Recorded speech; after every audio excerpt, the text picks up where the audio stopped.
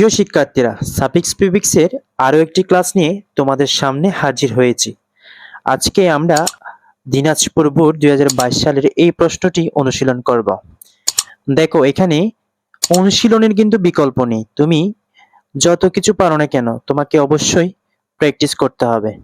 তাই আমার ভিডিওগুলো ধারাবাহিকভাবে দেখবে। আশা করছি তোমরা সাফিক্স প্রিফিক্সে ভালো করতে পারবে। The nature of a mother's love, একজন মায়ের ভালোবাসার ধরন, ইজ দ্য সেম, একই, ইন অল কান্ট্রিজ, সব পৃথিবীতে। মায়ের ভালোবাসার ধরন সব দেশেই সমান। It is dash. দেখো, শূন্যস্থানের পূর্বে ইজ আছে, যেটি বিভার্ব। বিভার্ব থাকলে অ্যাডজেক্টিভ হয়। ইউনিভার্সকে আমরা অ্যাডজেক্টিভ করব, অর্থাৎ এটাকে অ্যাডজেক্টিভ করলে আমরা সাফিক্স আকারে লিখতে পারি, অর্থাৎ ইউনিভার্সাল। তাহলে বিভার্বের পরে আমরা অ্যাডজেক্টিভ লিখব, ইউনিভার্সকে আমরা ইউনিভার্সাল করব।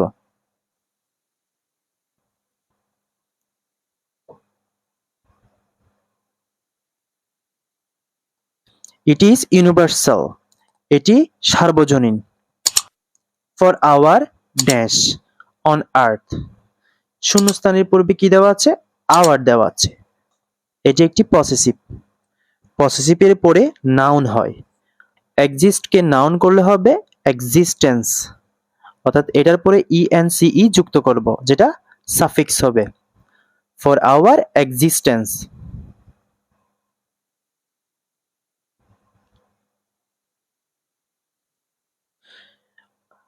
We dash owe to our father and mother, শূন্যস্থানের পূর্বে কিন্তু সাবজেক্ট দেওয়া আছে।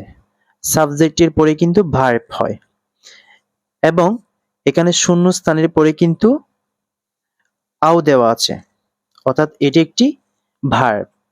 এবং সাবজেক্ট এবং এই ভার্বের মধ্যখানে যে শব্দটি বসবে সেটি হবে adverb.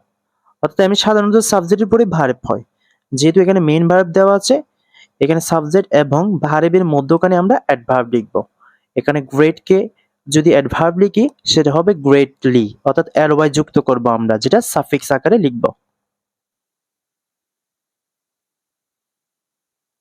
We greatly owe to our father and mother, অর্থাৎ for our existence on earth we greatly owe to our father and mother.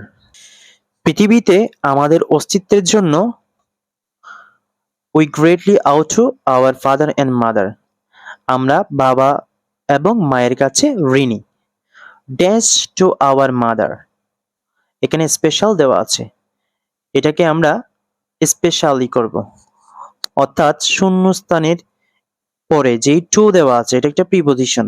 প্রিপোজিশনের পূর্বে কখনো কখনো অ্যাডভার্ব বসতে পারে, সে হিসেবে আমরা স্পেশালকে স্পেশালি লিখব। স্পেশালি টু আওয়ার মাদার, অর্থাৎ বিশেষভাবে আমাদের মা, অর্থাৎ যে আমরা পৃথিবীতে যে অস্তিত্ব আমাদের, সেটার জন্য বাবা এবং মা ঋণী, বিশেষ করে মা। A mother's love is dash and unique. দেখো, ইজ হচ্ছে একটা টু বিভার্ব, বিভার্বের পরে অ্যাডজেক্টিভ হয়। এখানে আমরা প্যারালালকে অ্যাডজেক্টিভ করব। তবে দেখো, এখানে ইউনিক মানে হচ্ছে অনন্য, প্যারালাল মানে তুলনীয়, এটা লিখবো আমরা অতুলনীয়, অর্থাৎ মায়ের ভালোবাসা অতুলনীয় এবং অনন্য। তো সেজন্য আমরা এটাকে আনপ্যারালাল করব, অর্থাৎ প্রিফিক্স আকারে লিখব।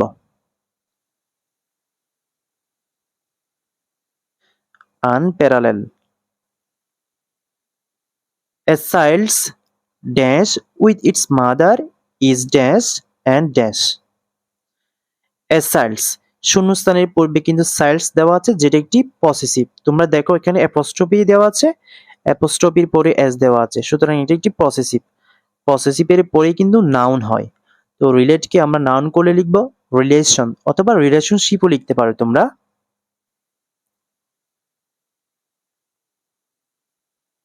A child's relation with its mother is dash, এখানে ইজ হচ্ছে to be verb, to be ভার্বের পরে অ্যাডজেক্টিভ হয়।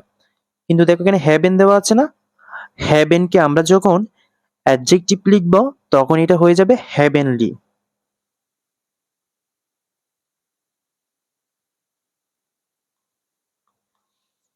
It's mother is heavenly and dash.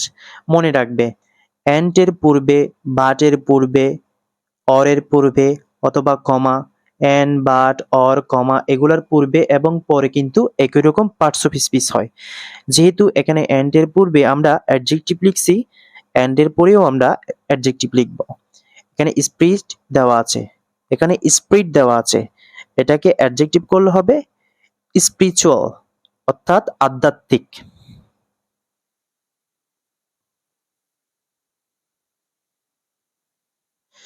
তাহলে a child's relation with its mother is heavenly and spiritual. মায়ের সাথে সন্তানের সম্পর্ক স্বর্গীয় এবং আধ্যাত্মিক। We can dash see a mother dash to her child's well-being. এখানে we can, দেখো can হচ্ছে একটা মডেল অক্সিলারি, শূন্যস্থানে পরে সি দেওয়া আছে, এটা একটা মূল ভার্ব। মডেল অক্সিলারি এবং মূল ভার্বের মধ্যখানে যে শব্দটা বসে সেটা হচ্ছে অ্যাডভার্ব। সুতরাং আমরা হার্ট ওয়ার্ডটাকে অ্যাডভার্ব করলে লিখব হার্টলি। হার্টলি অর্থ কমই।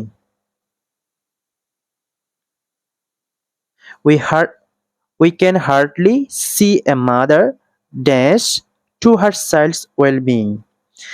এখানে দেখো আর্টিকেল হচ্ছে এ, এখানে আর্টিকেল এ, এরপরে একটা শব্দ দেওয়া আছে যেটা হচ্ছে নাউন।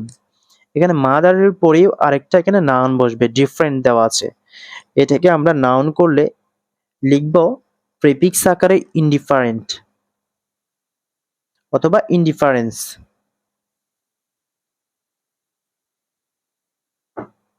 এটাকে আমরা ইনডিফারেন্স লিখলাম।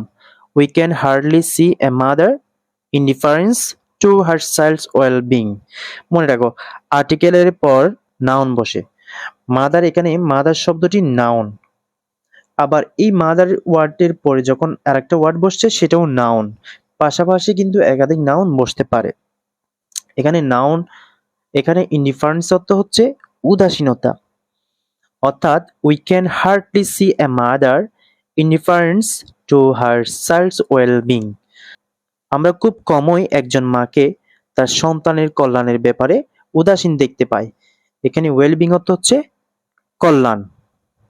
আশা করছি তোমরা এই সাফিক্স প্রিফিক্সটি বুঝতে পেরেছো। যদি বুঝতে পারো তাহলে আমার চ্যানেলটি সাবস্ক্রাইব করে দাও এবং ভিডিওতে একটি লাইক দিয়ে দাও।